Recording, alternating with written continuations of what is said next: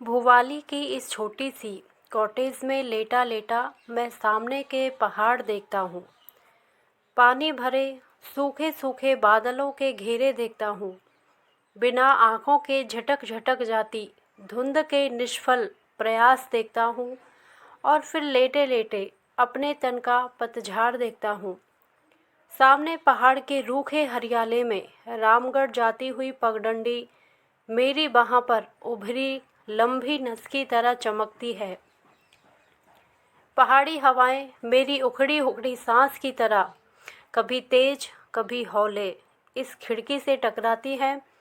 पलंग पर बिछी चद्दर और ऊपर पड़े कंबल से लिपटी मेरी देह चूने की सी कच्ची तह की तरह घुल घुल जाती है और बरसों के ताने बाने से बुनी मेरे प्राणों की धड़कनें हर क्षण बंद हो जाने के डर में चूक जाती हैं। मैं लेटा रहता हूँ और सुबह हो जाती है। मैं लेटा रहता हूँ, शाम हो जाती है। मैं लेटा रहता हूँ, रात झुक जाती है। दरवाजे और खिड़कियों पर पड़े पर्दे मेरी ही तरह दिन रात सुबह शाम अकेले मौन भाव से लटकते रहते हैं। कोई इन्हें भरे भरे हाथों से उठाकर कमरे की ओर बढ़ा नहीं पाता। कोई इस देहरी पर अनायास मुस्कुराकर खड़ा नहीं हो पाता। रात सुबह शाम बारी बारी से मेरी शैया के पास घिर घिर आते हैं और मैं अपनी इन फीकी आँखों से अंधेरे और उजाले को नहीं, लोहे के पलंग पर पड़े अपने आप को देखता हूँ। अपने इस छूटते छूटते तन को देखता हूँ और देख कर रह जाता हूँ। आज इस तरह जाने के सिवाय कुछ भी मेरे वश में नहीं रह गया। सब अलग जा पड़ा है। अपने कंधों से जुड़ी अपनी बाहों को देखता हूँ। मेरी बाहों में लगी वे भरी भरी बाहें कहाँ हैं? कहाँ हैं वे सुगंध भरे केश जो मेरे वक्ष पर बिछ बिछ जाते हैं? कहाँ हैं वे रस भरे अधर जो मेरे रस में भीग भीग जाते थे? सब था मेरे पास, सब था। बस मैं आज सा नहीं था। जीने का संग था, सोने का संग था और उठने का संग था। मैं धुले धुले सिराने पर सिर डालकर सोता रहता और कोई हौले से चमक कर कहता, उठोगे नहीं, भोर हो गई है। आंखें बंद किए किए ही हाथ उस मोह भरी देह को घेर लेते और रात के बीते क्षणों को सूंघ लेने के लिए अपनी ओर झुकाकर कहते, इतनी जल्दी क्यों उठती हो? हल्की सी हंसी और बाहें खुल जाती, आंखें खुल जाती और गृहस्थी पर सुबह हो जाती। फूलों की महक में नाश्ता लगता। धुले ताजे कपड़ों में लिपटकर गृहस्थी की मालकिन अधिकार भरे संयम के सामने बैठे रात के सपने साकार कर देती। प्याले में दूध उंडेलती उन उंगलियों को देखता। क्या मेरे बालों को सहला सहला कर सिहरा देने वाला स्पर्श इन्हीं की पकड़ में है? आंचल को थामे आगे की ओर उठा हुआ कपड़ा जैसे दोनों ओर की मिठास को संभालने को सतर्क रहता। क्षण भर को लगता, क्या गहरे में जो मेरा अपना है यह उसके ऊपर का आवरण है, या जो केवल मेरा है वह इससे परे, इससे नीचे कहीं और है? एक शिथिल मगर बहती बहती चाह विभोर कर जाती। मैं होता, मुझसे लगी एक और देह होती, उसमें मिठास होती जो रात में लहरा लहरा जाती। और एक रात भुवाली के इस क्षयग्रस्त अंधियारे में आती है। कंबल के नीचे पड़ा पड़ा मैं दवा की शीशियाँ देखता हूँ और उन पर लिखे विज्ञापन देखता हूँ।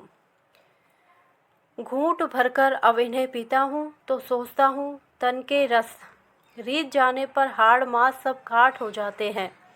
मिट्टी नहीं कहता हूँ, क्योंकि मिट्टी हो जाने से तो मिट्टी से फिर रस उभरता है। अभी तो मुझे मिट्टी होना है। कैसे सरसते दिन थे, तन मन को सहलाते बहलाते उस एक रात को मैं आज के शून्य में टटोलता हूँ। सर्दियों के एकांत मौन में एकाएक किसी का आदेश पाकर मैं कमरे की ओर बढ़ता हूँ। बल्ब के नीले प्रकाश में दो अधखुली थकी थकी पलकें जरा सी उठती हैं और बाह के घेरे तले सोए शिशु को देखकर मेरे चेहरे पर ठहर जाती हैं, जैसे कहती हो तुम्हारे आलिंगन को तुम्हारा ही तन देकर सजीव कर दिया है। मैं उठता हूँ, ठंडे मस्तक को अधरों से छूकर यह सोचते उठता है कि जो प्यार तन में जगता है, तन से उपजता है, वही देह पाकर दुनिया में जी भी जाता है। पर कहीं एक दूसरा प्यार भी होता है जो पहाड़ के सूखे बादलों की तरह उठ आता है और बिना बरसे ही भटक भटक कर रह जाता है। वर्षों बीते, एक बार गर्मी में पहाड़ गया था। बुआ के यहाँ पहली बार उन आँखों सी आँखों को देखा था। धुपाती सुबह थी, नाश्ते की मेज से उठा तो परिचय करवाते न जाने क्यों बुआ का स्वर जरा सा अटका था। सांस लेकर कहा, मित्रों से मिलो, रवि 2 ही दिन यहाँ रुकेगी। बुआ के मुख से यह फीका परिचय अच्छा नहीं लगा। वह कुछ बोली नहीं, सिर हिलाकर अभिवादन का उत्तर दिया और जरा सी हंस दी। उस दूर दूर तक लगने वाले चेहरे से मैं अपने को लौटा नहीं सका। उस पतले किंतु भरे भरे मुख पर कसकर बांधे घुंघराले वालों को देखकर मन में कुछ ऐसा सा हो आया कि किसी के गहरे उल्हाने की सजा अपने को दे डाली गई थी।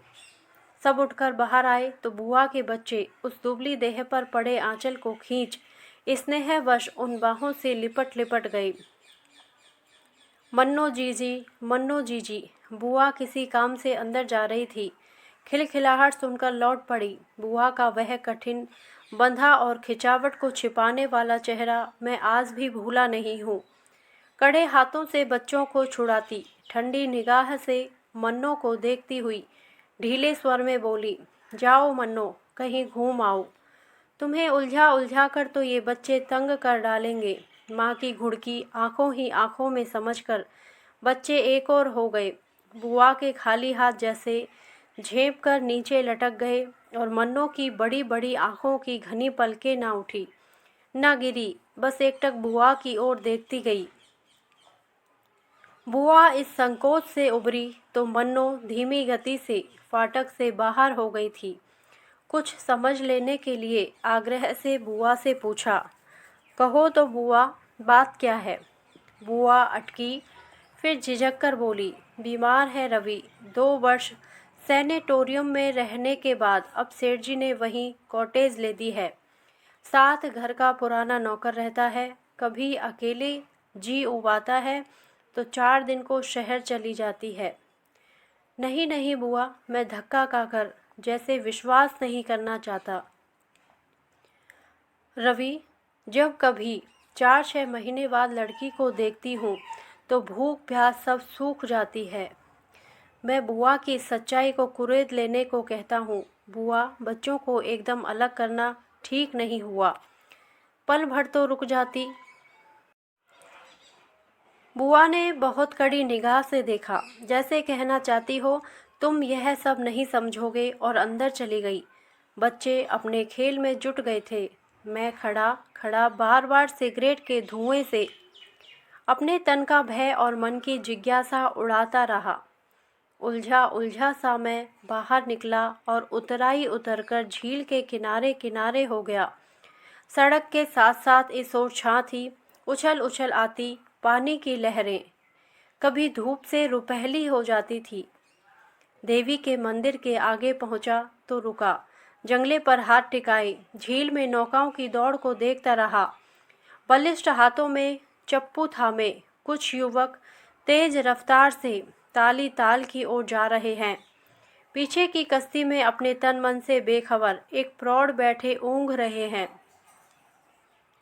उसके पीछे बोट क्लब की किश्ती में विदेशी युवतियां, फिर और 2-4 पाल वाली नौकाएं। एकाएक किश्ती में नहीं, जैसे पानी की नीची सतह पर वही पीला चेहरा देखता हूँ, वही बड़ी बड़ी आँखें, वही दुबली पतली बाहें, वही बुआ के घर वाली मन्नो। 2-4 बार मन ही मन नाम दोहराता हूँ, मन्नो मन्नो मन्नो। मैं ऊंचे किनारे पर खड़ा हूँ और पानी के साथ साथ मन्नो वहीं चली आ रही है। खिंचे घुंघराले वाल, अनझपी पलकें, पर बुआ कहती थी बीमार है, मन्नो बीमार है। जंगले पर से हाथ उठाकर बुआ के घर की दिशा में देखता हूँ। चीना की चोटी अपने पहाड़ी संयम से सिर उठाए सदा की तरह सीधी खड़ी है। एक ढलती सी पथरीली ढलान को उसने जैसे हाथ से थामे रखा है और मैं नीचे इस सड़क पर खड़े खड़े सोचता हूँ कि सब कुछ रोज जैसा है, केवल मन से उभर उभर आती वे दो आँखें नई हैं और उन दो आँखों के पीछे की वही बीमारी जिसे कोई छू नहीं सकता, कोई उबार नहीं सकता। घर पहुंचा तो बुआ बच्चों को लेकर कहीं बाहर चली गई थी। कुछ देर ड्राइंग रूम में बैठा बैठा बुआ के सुघड़ हाथों द्वारा की गई सजावट देखता रहा। कीमती फूलदानों में पगाई गई पहाड़ी झाड़ियाँ सुंदर लगती थी।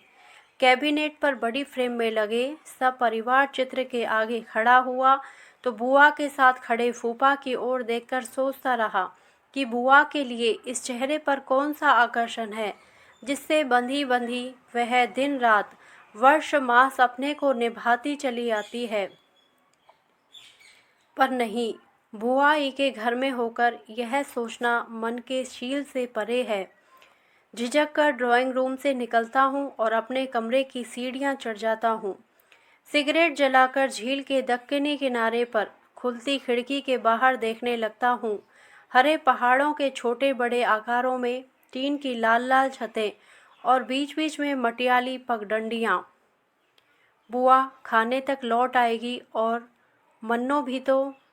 देर तक टन के साथ नौकर ने खाने के लिए अनुरोध किया। खाना लगेगा साहब। बुआ कब तक लौटेंगी? खाने को तो मना कर गई हैं। कथन के रहस्य को मैं इन अर्थहीन सी आंखों में पड़ जाने के प्रयत्न में रहता हूँ। और जो मेहमान हैं, नौकर तत्परता से झुककर, आपके साथ नहीं साहिब, वह अलग से ऊपर खाएंगी। मैं एक लंबी सांस भरकर जले सिगरेट के टुकड़े को पैर के नीचे कुचल देता हूँ। शायद साथ खाने के डर से छुटकारा पाने पर, या शायद साथ न खा सकने की विवशता पर।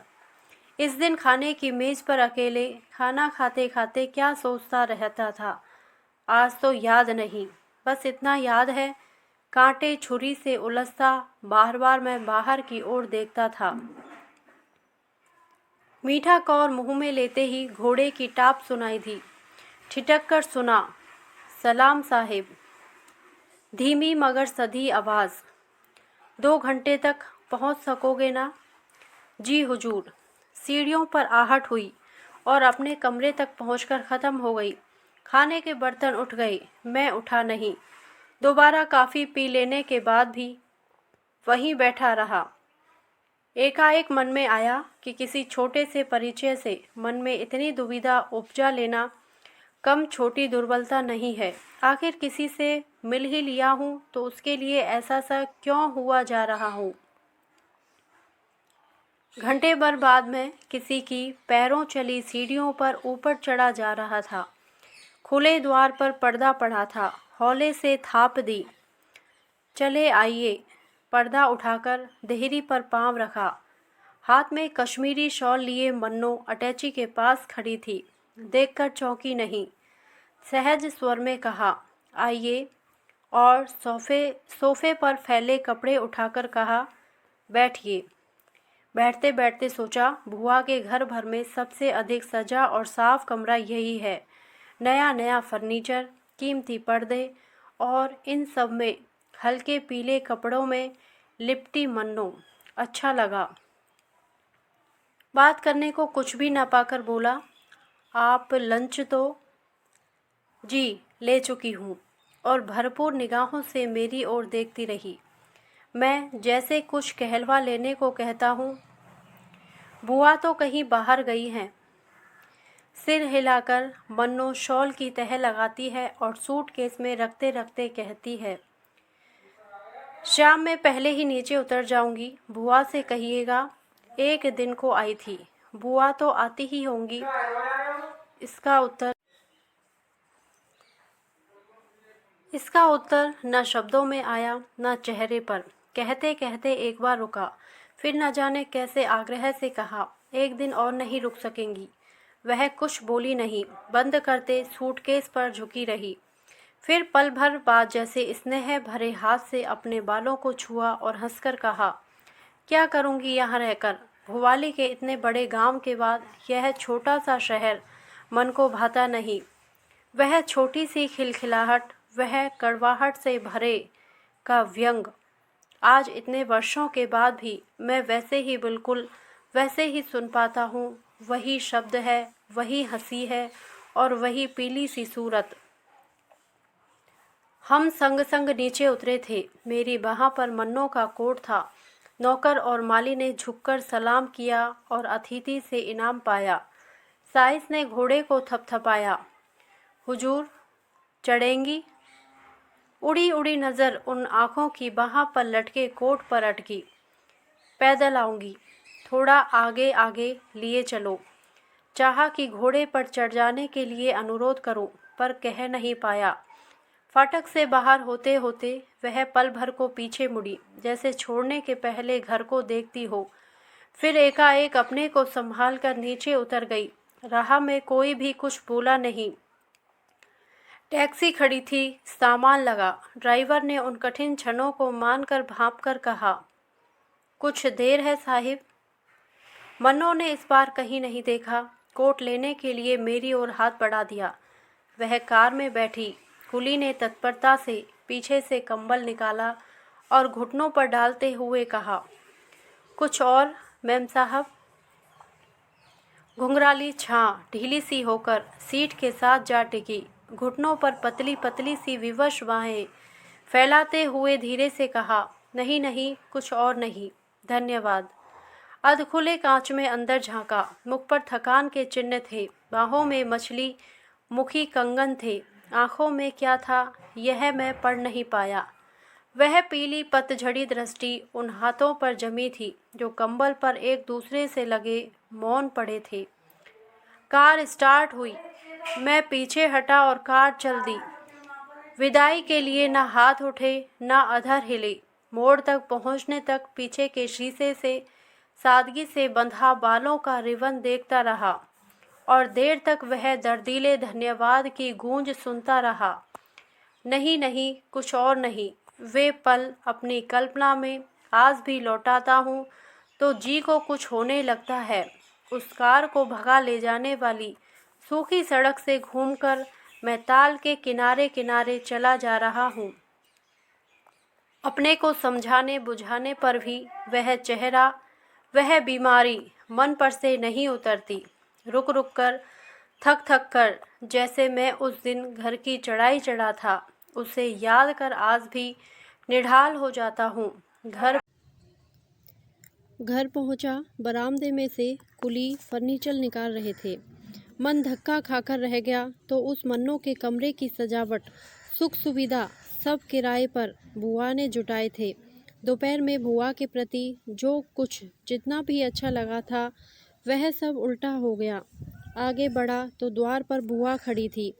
संदेह से मुझे देख और पास होकर फीके गले से कहा, रवि, मुंह हाथ धो लो, सामान सब तैयार मिलेगा वहाँ, जल्दी लौटोगे ना, चाय लगने को ही है। चुपचाप बाथरूम में पहुँच गया। सामान सब था। मुंह हाथ धोने से पहले गिलास में ढककर रखे गर्म पानी से गला साफ किया।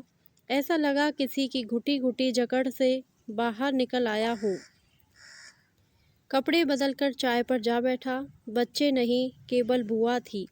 बुआ ने चाय उंडेली और प्याला आगे कर दिया। बुआ, बुआ ने जैसे सुना नहीं। बुआ, बुआ। पल भर के लिए अपने को ही कुछ ऐसा लगा कि किसी और को पुकारने के लिए बुआ को पुकार रहा हूँ।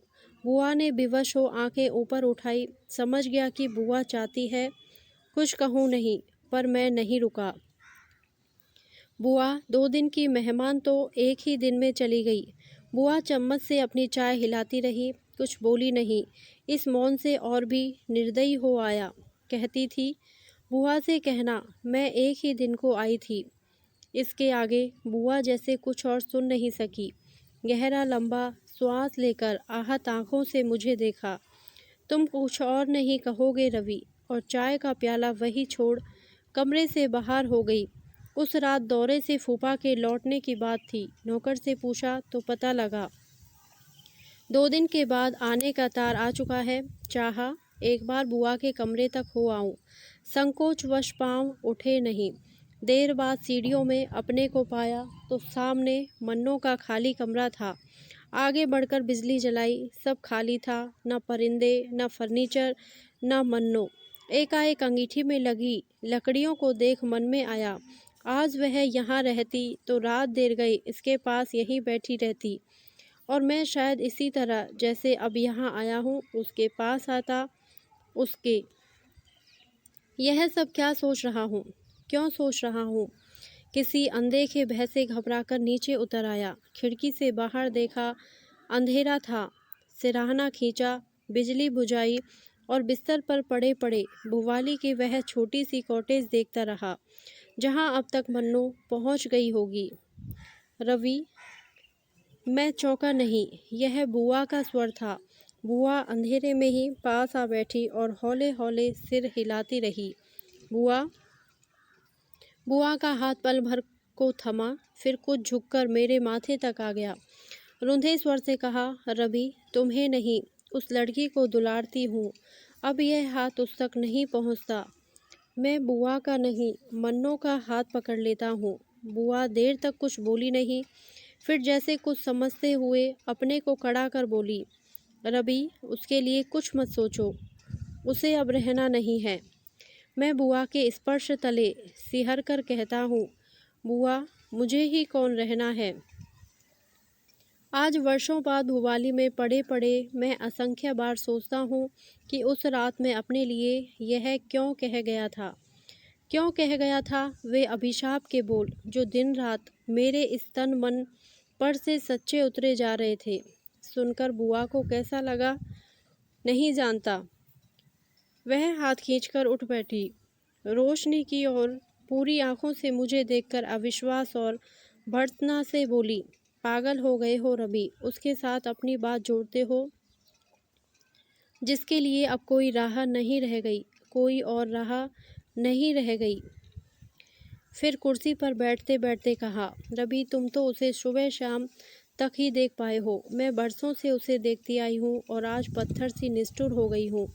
उसे अपना बच्चा ही करके मानती रही हूँ। यह नहीं कहूँगी अपने बच्चों की तरह तो अपने बच्चों के सिवा और किसे रखा जा सकता है, पर जो कुछ जितना भी था वह प्यार, वह देखभाल सब व्यर्थ हो गए हैं। कभी छुट्टी के दिन उसकी बोर्डिंग से आने की राह तकती थी, अब उसके आने से पहले उसके जाने का क्षण मनाती हूँ और डर कर बच्चों के लिए घर से बाहर निकल जाती हूँ। बुआ के बोल कठिन हो आए। रवि, जिसे बचपन के मोहवश कभी डराना नहीं चाहती थी, आज उसी से डरने लगी हूँ, उसकी बीमारी से डरने लगी हूँ। फिर स्वर बदलकर कहा, तुम्हारा ऐसा जीवट मुझ में नहीं कि कहूँ डरती नहीं हूँ। बुआ ने यह कहकर जैसे मुझे टटोला और मैं बिना हिले डुले चुपचाप लेटा रहा। बुआ असमंजस में देर तक मुझे देखती रही, फिर जाने को उठी और रुक गई। इस बार स्वर के आग्रह नहीं, चेतावनी थी। रवि, कुछ हाथ नहीं लगेगा। जिसके लिए सब राह रुकी हो उसके लिए भटको नहीं। पर उस दिन बुआ की बात मैं समझा नहीं, चाहने पर भी नहीं। अगली सुबह चाहा कि घूम घूम कर दिन बिता दूं। घोड़ा दौड़ा था, लड़िया कोटा पहुंचा और उन्हीं पैरों लौट आया। घर की ओर मुंह करते करते न जाने क्यों मन को कुछ ऐसा लगा कि मुझे घर नहीं कहीं और पहुंचना है। चढ़ाई के मोड़ पर कुछ देर खड़ा खड़ा सोचता रहा और जब ढलती दोपहरी में तल्ली ताल की उतराई उतरा तो मन के आगे सब साफ था। मुझे भुवाली जाना था। बस से उतरा, अड्डे पर रामगढ़ के लाल लाल सेबों के ढेर देखकर यह नहीं लगा कि यह भुवाली है। बस में सोचता आया था कि वहाँ घुटन होगी, पर चीड़ के ऊंचे ऊंचे पेड़ों से लहराती हवाएं बह बह आती थी। छाँव ऊपर उठती थी, धूप नीचे उतरती है और भुवाली मन को अच्छी लगती है, तन को अच्छी लगती है। चौराहे से होकर पोस्ट ऑफिस पहुंचा, कॉटेज का पता लिया और छोटे से पहाड़ी बाजार में होता हुआ पाइन्स की ओर हो लिया। खुली चौड़ी सड़क के मोड़ से अच्छी सी पतली राह कॉटेज की ओर जाती थी। जंगले के नीचे देखा, अलग अलग खड़े पहाड़ों के बीच की जगह पर एक खुली चौड़ी घाटी बिछी थी। तिरछे सीधे छोटे छोटे खेत किसी के घुटने पर रखे कसीदे के कपड़े की तरह धरती पर फैले थे। दूर सामने दक्षिण की ओर पानी की ताल धूप में चांदी की थाल की तरह चमकता था। इस पहली बार भोपाली आने के बाद मैं कई बार नहीं, कई बार यहाँ आया, लौट लौट कर यहाँ आया, पर उस आने जाने जैसा आना तो फिर कभी नहीं आया। मैं चलता हूँ और कुछ सोचता नहीं हूँ, ना यह सोचता कि मन्नों के पास जा रहा हूँ, ना यह सोचता हूँ कि मैं जा रहा हूँ, बस चला जा रहा हूँ। पेड़ के तने पर लिखा था पाइन्स। लकड़ी का फाटक खोलता हूँ और गमलों की कतारों के साथ बरामदे तक पहुँच जाता हूँ। कारपेट पर हौले हौले पाँव रखता हूँ कि कम आवाज़ हो। द्वार खटखटाता हूँ और झुकी कमर पर अनुभवी चेहरा इधर बढ़ा आता है। जान लेता हूँ कि यही पुराना नौकर है, घर में है। बिटिया को पूछते हो? बेटा, मैं सिर हिलाता हूँ। बिटिया नीचे ताल को उतरी थी, लौटती ही होंगी। मैं बाहर खुले में बैठा बैठा प्रतीक्षा करता हूँ। मन्नो अब आ रही है, आने वाली है, आती ही होगी। थक कर फाटक की ओर पीठ कर लेता हूँ। जब यह सोचूंगा कि वह देर से आएगी तो वह जल्दी आएगी। घोड़े की टाप सुन पड़ती है। अपने को रोक लेता हूँ और मुड़कर देखता नहीं। बाबा, पुकार का सा स्वर लगा कि दो आंखें मेरी पीठ पर हैं। उठा, बढ़कर मन्नो की ओर देखा। आंखों में ना आश्चर्य था, ना उत्कंठा थी, ना उदासीनता थी। बस मन्नो की ही आंखों की तरह वे दो आंखें मेरी ओर देखती चली गई थी। बाबा, बूढ़ा नौकर लपक कर घोड़े के पास आया और लाड़ के से स्वर में बोला, उतरो बिटिया, बहुत देर कर दी, और हाथ आगे बढ़ा दिया। मन्नो सहारा लेकर नीचे उतरी। तनिक अम्मा को तो बुलाओ बाबा, मेरा जी अच्छा नहीं। सुख तो है बिटिया? चिंता का यह स्वर सुनकर बिटिया जरा सी हंस दी, फिर रुककर लंबी सांस भरकर बोली, अच्छी भली हूँ बाबा, बड़ी अम्मा से कहो बिछौना लगा दें। बाबा ने बिटिया के लिए कुर्सी खींच दी, फिर सहम कर पूछा, बिटिया लेटोगी? हाँ बाबा। इस बार मन्नो ने बाबा की ओर देखा नहीं, जैसे कोई अपराध बनाया हो। फिर मेरी ओर झुककर कहा, क्या बहुत देर हुई? नहीं। मैं सिर हिलाता हूँ पर आंखें नहीं। इस बार झिझक से नहीं, अधिकार से पूछता हूँ, क्या जी अच्छा नहीं? मन्नो ने पल भर को थकी थकी पलकें मूंद ली और कुछ बोली नहीं। बूढ़ी दादी दौड़ी दौड़ी शॉल लिए आई और कंधों पर ओढ़कर जैसे अपने को ही दिलासा देने के लिए कहा, मन्नो, ख्याली क्यों घबराने लगी? अभी सब ठीक हुआ जाता है। इनके लिए चाय भेजूं? मन्नो एकदम कुछ कह नहीं पाई, फिर कुछ सोचकर बोली, अम्मा, पूछ देखो, पिएंगे तो नहीं? मैं कुछ ठीक ठाक समझा नहीं, व्यस्त होकर कहा, नहीं नहीं, मुझे अभी कुछ नहीं पीना है। मन्नो ने जैसे ना सुना ना मुझे देखा ही, फिर जैसे अम्मा को मेरे परिचय की गंभीरता जताने के लिए पूछा, चाची तो अच्छी है, अभी चाचा लौटे तो ना होंगे? अम्मा झट समझ गई, मन्नो की चाची के यहाँ से आया हूँ। बोली, बेटा आने की खबर देते तो मन्नो के लिए कुछ मंगवा लेती। बड़ी माँ, अंदर जाकर देखो ना, मैं थकी हूँ, अब बैठूंगी नहीं। मैं लज्जित सा बैठा रहा, कुछ फल ही लिए आता। मन्नो कुछ देर मेरे चेहरे पर मेरा मन पड़ती रही, फिर धीमे से ऐसी बोली, मानो मुझसे नहीं अपनों से कहती हो, यहाँ ना कुछ लाना ही अच्छा है, ना कुछ ले ही जाना। मैं अपनी नासमझी पर पछताकर रह गया। मन्नो अंदर चली तो साथ हो लिया। कंबल उठाकर बड़ी माँ ने बिटिया को लिटाया, बाल ढीले करते करते माथे को छुआ और मेरे लिए कुर्सी पास खींचकर बाहर हो गई। मन्नो बोली नहीं। दुबली सी बाहाँ तनिक सी आगे की ओर, फिर एकाएक कुछ सोचकर पीछे खींच ली। आज वह स्वयं भी मन्नू सा बन गया हूँ। 100 बार अपने को न्यौछावर कर उसी क्षण को लौटा लेना चाहता हूँ। मैं कुर्सी पर बैठा बैठा क्यों उस वहाँ को छू नहीं सकता? क्या उस हाथ को सहला नहीं सकता था? उमड़ते मन को किसी ने जैसे जकड़कर वहीं उस कुर्सी पर ठहरा लिया था। क्या था उस झिझक में? क्या था उस झिझकने वाले मन में? रहा होगा, यही वह रहा होगा जो अब मुझसे, मेरे प्रियजनों को दूर रखता है। उस रात जब जाने को उठा था तो आँखों का मोह पीछे बांधता था, मन का भय आगे खींचता था, और जब जल्दी जल्दी चलकर डाक बंगले में पहुंच गया तो लगा कि मैं मुक्त हो गया हूँ, क्षण क्षण जकड़ते बंधन से मुक्त हो गया हूँ। उस अभागी रात में जो मुक्ति पाई थी वह मुझे कितनी फली। चाहता हूँ आज एक बार मन्नो देखती तो। रात भर ठीक से सो नहीं पाया। बार बार नींद में लगता कि भुवाली में हूँ, भुवाली में सोया हूँ। वही पाइन्स का बड़ी बड़ी खिड़कियों वाला कमरा है।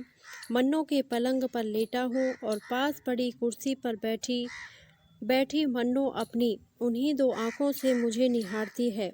मैं हाथ आगे करता हूँ और वह थोड़ा सा हंसकर सिर हिला कहती है, नहीं, इसे कंबल के नीचे कर लो, अब इसे कौन छुएगा। मन्नो मन्नो कुछ कहती नहीं, हंस भर देती है। रात भर इन दुस्वप्नों में भटकने बाद जगा तो बुआ दिख पड़ी। कुछ हाथ नहीं लगेगा रवि। उस सुबह फिर मैं रुका नहीं, न डाक बंगले में न भुवाली में। बस के अड्डे पर पहुंचा तो धूप में बुझी बुझी भुवाली मुझे भयावनी लगी। एक बार जी को टटोला, पाइन्स, नहीं नहीं, कुछ नहीं, लौट जाओ। घर पहुंचकर बुआ मिली। कड़ी चेतावनी वाला खिंचा खिंचा चेहरा था। भरपूर मुझे देखकर जैसे सांस रोके पूछा, कहाँ थे कल?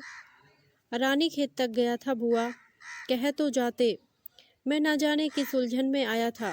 कहा, कहने को बुआ था क्या? दोपहर में फूफा मिले, कल लौटे थे और सदा की तरह गंभीर थे।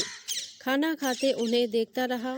एकाएक उन्हें प्लेट पर से आंखें उठाकर बुआ की ओर देखते हुए देखा तो सचमुच में जान गया कि फूफा के भाई अवश्य ही मन्नो के पिता होंगे। दृष्टि में वही ठहराव था, वही अचंचलता थी।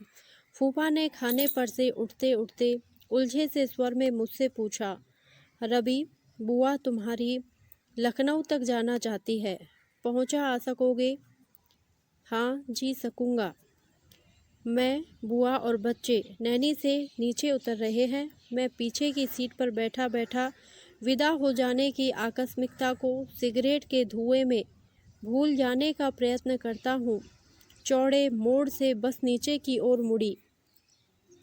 खिड़की से बाहर देखा तो पहाड़ की हरियाली में वही कल वाली भुवाली की सफ़ेदी दिख रही थी।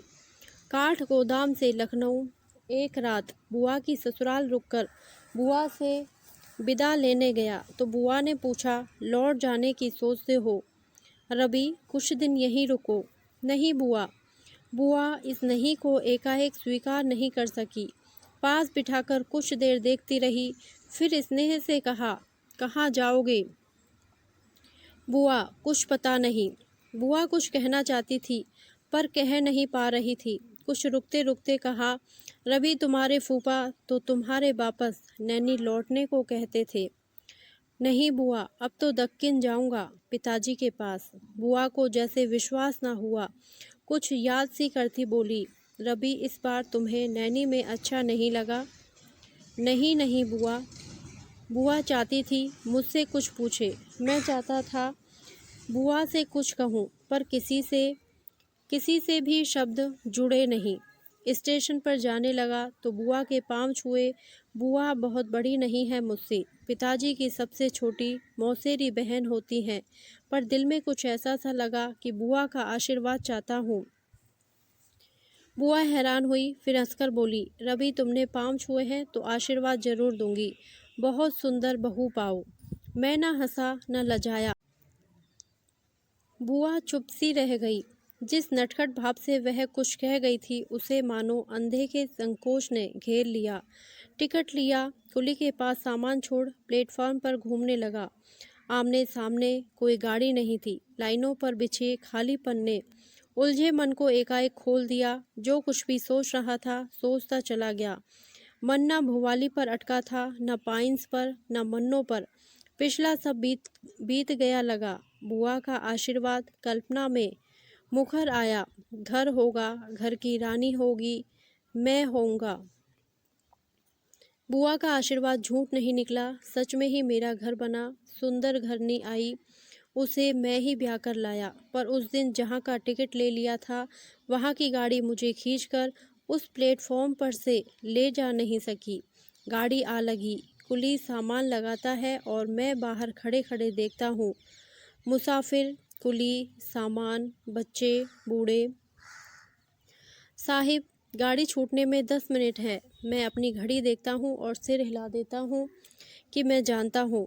कुली फिर एक बार अंदर जाकर असबाब ऊपर नीचे करता है और साफा ठीक करते हुए बाहर निकलकर कहता है, हरी बत्ती हो गई है साहिब। बत्ती की ओर देखता हूँ और देखता चला जाता हूँ। वही कद है, वही दुबली पतली देह है, वही धुला धुला सा चेहरा, वही आवेश से कहता हूँ, कुली सामान उतार लो। साहिब, जल्दी करो, जल्दी। कुली फिर मेरे सामान के साथ है। टिकट वापस कर नया ले लिया। स्टेशन से फल के टोकरे बंधवाए, चाय पी और बरेली के लिए गाड़ी में जा बैठा। जहाँ मुझे जाना है वहीं जाकर हटूंगा। जब मैं नहीं रुकता हूँ तो मुझे कौन रोकेगा, क्यों रोकेगा। घर में आगे लॉन में बैठा सर्दियों की ढलती धूप में अलसा रहा हूँ। अंदर से माँ निकली और पास बैठते हुए कहा, बेटा इस बार छुट्टी में आ ही गए हो तो ठहर जाओ। बार बार इनकार करना अच्छा नहीं लगता। माँ की बात सुनकर मैं सयाने बेटी की तरह हंसता हूँ और मन ही मन सोचता हूँ कि माँ कितना ठीक कहती है। अपनी नौकरी पर रहता हूँ और अकेले आदमी के खर्च से कहीं अधिक कमाता हूँ, फिर क्यों इनकार करूँगा। माँ की आशा के विपरीत बड़ी आवाज़ में कहता हूँ, माँ जो तुम्हें रुचे वही मुझे भाएगा। बेटा लड़की देखना चाहोगे? हाँ माँ। लगा। माँ मन ही मन हंसी। खाने के बाद रात को घूमकर आया तो कमरे में शांति थी, मन में शांति थी। किसी को देखने के लिए कॉलेज के दिनों वाली उतावली जिज्ञासा मन में नहीं रह गई थी। लगा कि अकेले रहते रहते किसी के संग की आशा नहीं कर रहा, उसे तो अपना अधिकार करके मान रहा हूँ।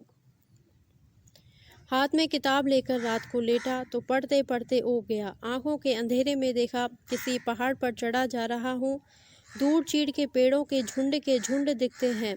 आसमान सब सुनसान है, अपनी पदचाप के सिवाय कोई आवाज़ नहीं। एकाएक आदमी का स्वर गूंजता है, इधर उधर, और अंधेरे में हिलता एक हाथ आगे बढ़ा बढ़ा आता है मेरे गले की ओर, निकट और निकट। दुबली कलाई, पतली उंगलियां। मैं डरता हूँ, पीछे हटता हूँ और घबरा कर आंखें खोल देता हूँ। उठा, खिड़की का पर्दा उठाकर बाहर झांका। लॉन के दाहिने हरी घास पर पिताजी के कमरे की लाइट फैली थी। संभला, लंबी सांस लेकर बालों को छुआ तो माथा ठंडा लगा। भयावना सूना पर और अंधेरे में वह हाथ मन में जिसे भुला चुका हूँ, उसे आज ही याद क्यों आना था, क्यों याद आना था, क्यों दिख जाना था उस हाथ को जो वर्षों गए पाइन्स की उतराई से उतरते उतरते मैंने अंतिम बार देखा था, छुआ था। नहीं कहूँगा क्योंकि असंख्य बार सोच सोच कर छू भर लेने के लिए वहाँ आगे करनी, छू लेना नहीं होता। महीना भर नैनी में रहते हुए बार बार भोपाली से लौटने के बाद जब अंतिम बार मैं मन्नों के पास लौटा था तो लौट लौट कर उस लौटने को ना लौटना करना चाहता था। 3 बार नीचे उतरा था और 3 बार मुड़कर ऊपर गया था। मन्नू शॉल में लिपटी आराम कुर्सी पर अध लेटी थी। पास खड़े होकर उसकी चुप्पी को जैसे उस पर से उतार देने को उदास स्वर में कहा, कल तो नैनी से नीचे उतर जाऊंगा। मन्नू ने नीचे फैले शॉल को सहज सहज सहेजा। 1 महीने पहले वाली दृष्टि मुख पर लौट आई। वही पराया सा देखना, वही दूर दूर सा लगता चेहरा। मन्नू चाहता हूँ, मन्नू से कुछ तो कहूँ, पर क्या कहूँ यह कि जल्दी लौटूंगा। क्षण क्षण अपने से कहता हूँ आऊँगा, फिर आऊँगा, पर जिस निगाह से मन्नो मुझे देखती है वह जैसे बिना बोल के यह कहे जा रही है कि अब तुम यहाँ नहीं आओगे। मन्नो, रवि और बस कठिन सी होकर थोड़ा सा हंसी और हाथ जोड़ दिए। नमस्कार। इन जुड़े जुड़े हाथों को देखता रहा। जरा सा आगे बढ़ा कि विदा दूं, पर न जाने क्यों खड़ा का खड़ा रह गया। समझाने के इस स्वर में मन्नो बोली, देर होती है रवि। जी भरकर देखने वाली अपनी आंखों को झुकाकर मैं जल्दी जल्दी नीचे उतर गया। मैं फिर लौटूंगा। फिर पर क्या सदा के लिए चला जा रहा हूँ? मुड़कर पीछे देखा और खिंचकर ठिठक गया। मन्नो वहीं उसी मुद्रा में बैठी थी, मानो वह जानती थी कि लौटूंगा। साथ पड़ा कुर्सी की ओर संकेत कर कहा, बैठो रवि। स्वर में न व्यथा थी, न संग छूटने की उदासी थी, न मेरे आने पर आश्चर्य था। आंखों ही आंखों में कुछ ऐसा देखा जैसे पूछती हो, कुछ कहना है? मैं अपने बच्चे की तरह छोटा करके कहता हूँ, मन्नो, मन नहीं होता जाने को। मन्नो कुछ देर देखती रही। मैं चाहता हूँ मन्नो कुछ भी कहे तो। एक छोटी सी सांस जैसे छोटी घड़ी के लिए उसके गले में अटकी। फिर घने स्वर में कहा, एक ना एक बार तो तुम्हें चले ही जाना है रवि। मैं हाथों से घेरकर उस देह को नहीं तो उस स्वर को छू लेना चाहता हूँ, चूम लेना चाहता हूँ। मन्नो, आगे बढ़ता हूँ कुछ रोक लेने की, थाम लेने की मुद्रा में। मन्नो दोनों हाथ आगे डाल देती है बस। मन्नो, अपना अनुरोध उस तक पहुँचाना चाहता हूँ। नहीं, इस नहीं के आगे नहीं है और कुछ नहीं। मन्नो दुबला सा हाथ हिलाकर आंखों से मुझे विदा देती है और मैं विवश सा व्यर्थ सा नीचे उतरता हूँ। आंखों पर धुंध सी उमड़ आती है। संभलता हूँ और एक बार फिर पीछे देखता हूँ। बिल्कुल ऐसे लगता है कि किनारे पर खड़ा हूँ और किश्ती में बैठी मन्नो वहीं चली जा रही है। वह मुझे नहीं देखती। उसकी आंखों के आगे उसके अपने हाथों की रोक है, अपने हाथों की ओट है। हाथों पर टिका मन्नो का सिर नीचे झुका है। आंखें शायद बंद हैं, शायद गीली हैं। उस कड़े आहत अभिमान की बात सोचकर छटपटाता हूँ। कदम उठकर फाटक के पास पहुँचा तो सिसकियाँ सुनकर रुक गया। मन ही मन दोहराकर कहा, मन्नो। इस पुकार को पलटकर जैसे उत्तर आया, ठहरो नहीं, रुको नहीं। सच ही मैं ठहरा नहीं, उतरता चला गया और हर पग के साथ दूर होता चला गया। उस कॉटेज में रहने वाली मन्नो से, मन्नो की उन दो आँखों से, पर मन्नो की स्मृति से नहीं। मन्नो की याद मुझे आज भी आती है। आज भी वह याद आती है, वह दोपहरी जब मन्नो और मैं उस बड़ी झील के किनारे से लगी पगडंडी पर घूमते रहे थे। मीठा मीठा सा दिन था। पहली बार उस पीले चेहरे की मिठास के सम्मुख मैं पानी सा बह गया था। एकटक उन घुंघराले वालों को देखता रह गया था और देखता गया था शॉल में लिपटे उन कंधों को जो पैरों की धीमी चाल से थककर भी झुकते नहीं थे। परिक्रमा का अंतिम मोड़ आया तो बहुत ऊंचे घने वृक्ष के नीचे देवी के दो छोटे छोटे मंदिर दिखे। टीन के कपाट बंद थे। कुछ अधिक न सोचकर आगे बढ़ने को हुआ कि मन्नो को देखकर रुक गया। खड़ी खड़ी कुछ देर सोचती रही, फिर जूते उतार नंगे पांव किनारे के पत्थरों से नीचे उतर आई। बड़े से पत्थर पर पांव जमाया और झुककर डंठल से कमल तोड़ वापस लौट आई। मैं तो कुछ सोच नहीं रहा था, बस देखता चला जा रहा था। शॉल सिर पर कर लिया था और उन बंद कपाटों के आगे वाली दहलीज पर फूल रखकर सिर नवा दिया। मंदिर के बंद कपाटों के आगे माथा टेक उठी तो मानो मन्नो सी नहीं लग रही थी।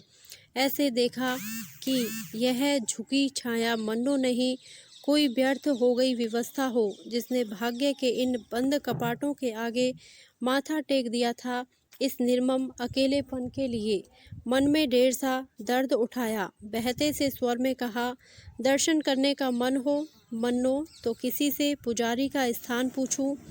मन्नो ने कुछ कहने से पहले स्वर को संभाला, फिर सिर हिलाकर कहा, नहीं रवि, ऐसा कुछ नहीं। मुझे कौन वरदान मांगने हैं।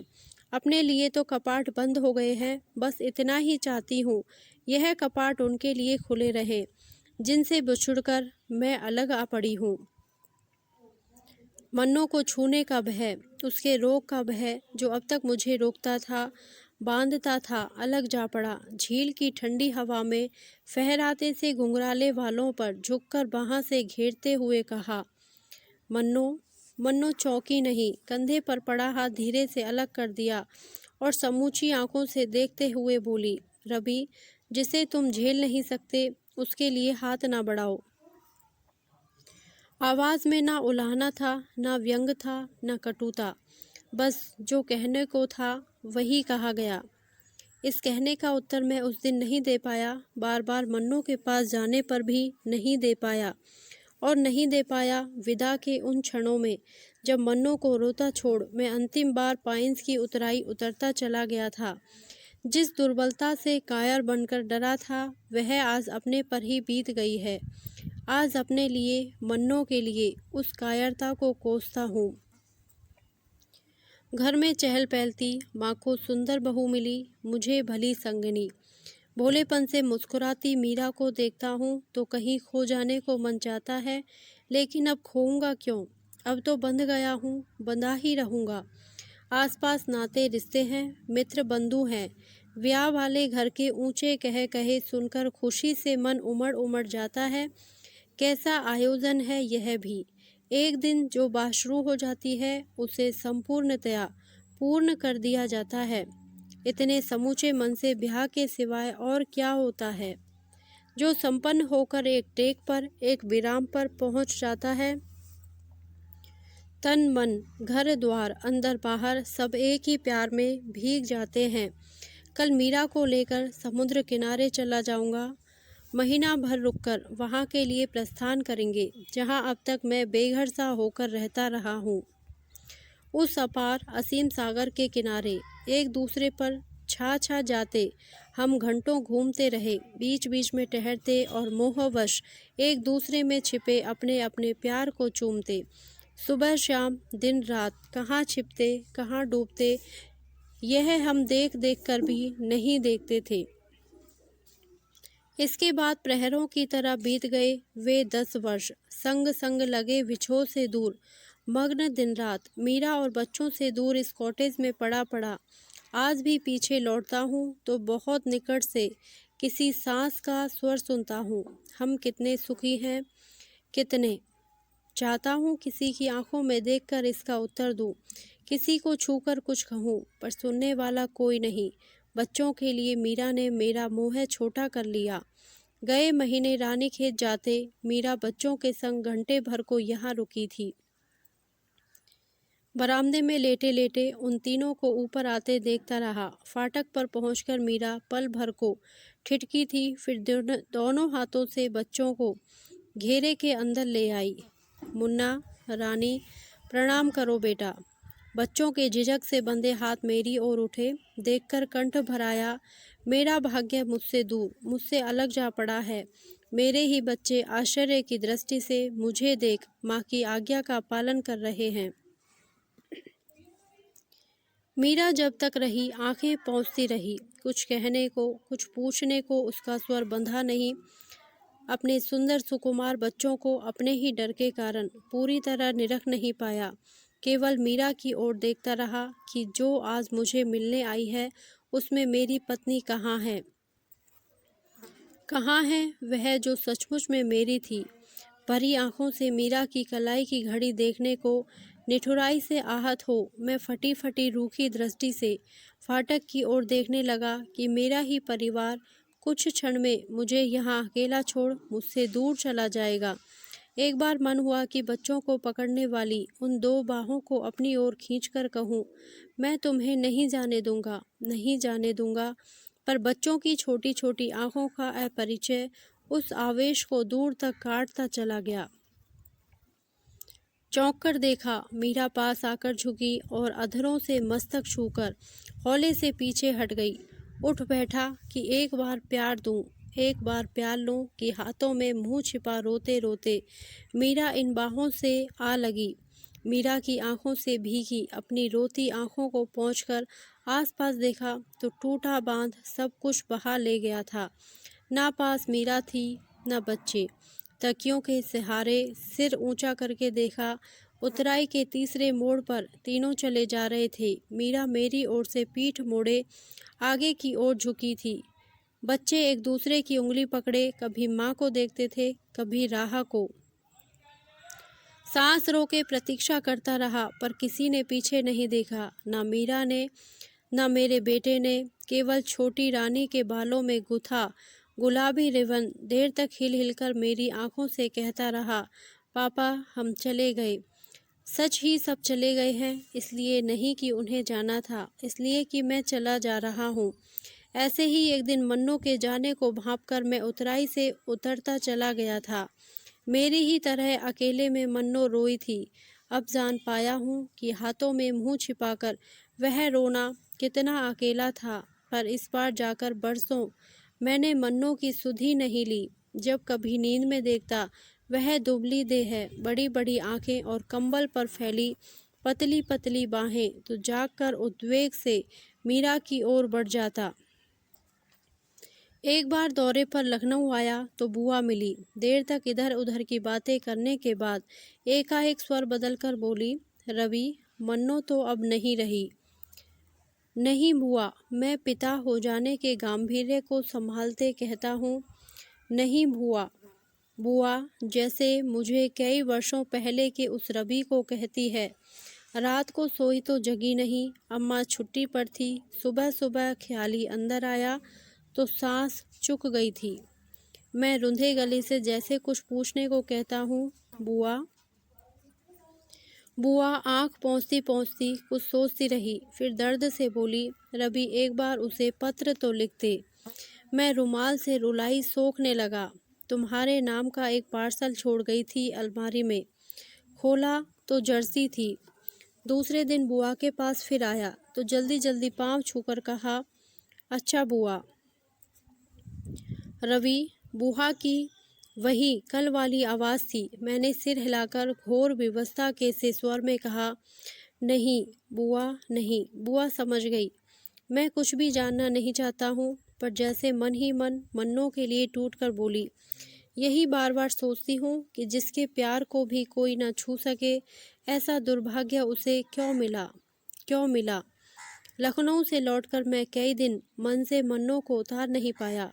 यही देखता कि पाइन्स में कुर्सी पर बैठी वह मेरे लिए जर्सी तैयार कर रही थी। वही हाथ है, वही दृष्टि है। और एक दिन साल भर घर में बीमार रहने के बाद मैं भुवाली पहुंच गया। वही चीड़ की ठंडी हवाएं थी, वही सुहानी धूप थी, वही भुवाली थी और वही मैं था। पर इस बार किसी को पता करने मुझे पोस्ट ऑफिस की ओर नहीं जाना था। पाइन्स के सामने वाले पहाड़ पर किसी के अभिशाप से बनी कॉटेज में पहली बार सोया तो भर भर आते कंठ से रात भर एक ही नाम पुकारता रहा, मन्नो, मन्नो। आज वह होती तो हर रोज़ सुबह उठते बरामदे से पाइन्स देखता हूँ और मन ही मन पुकारता हूँ, मन्नो, मन्नो। जिस मीरा को मैंने वर्षों जाना है वह अब पास सी नहीं लगती, अपनी सी नहीं लगती। उसे मैंने छू छू कर छुआ था, चूम चूम कर चूमा था, पर मन पर जब मोह और प्यार की उलझन आती है तो मीरा नहीं, मन्नो की आंखें ही सगी दिखती हैं। खिड़की के सामने लेटे लेटे अकेलेपन से घबराकर जब मैं बाहर देखता हूँ तो धुंध भरे बादलों के घेरे में घुंघराले वालों वाला वही चेहरा दिखता है। वही आए दिन हवा के नए बदलते हुए रंग देखकर अब इतना तो जान पाया हूँ कि इस छूटते छूटते तन में मन को बहुत देर भटकाना नहीं है। एक दिन खिड़की से बाहर देखते ही देखते इन्हीं बादलों में समा जाऊंगा, इन्हीं घेरों में। धन्यवाद। यदि आपको यह कहानी अच्छी लगी हो तो प्लीज़ मेरे वीडियो को लाइक करें, शेयर करें और मेरे चैनल को सब्सक्राइब करें। Thank you.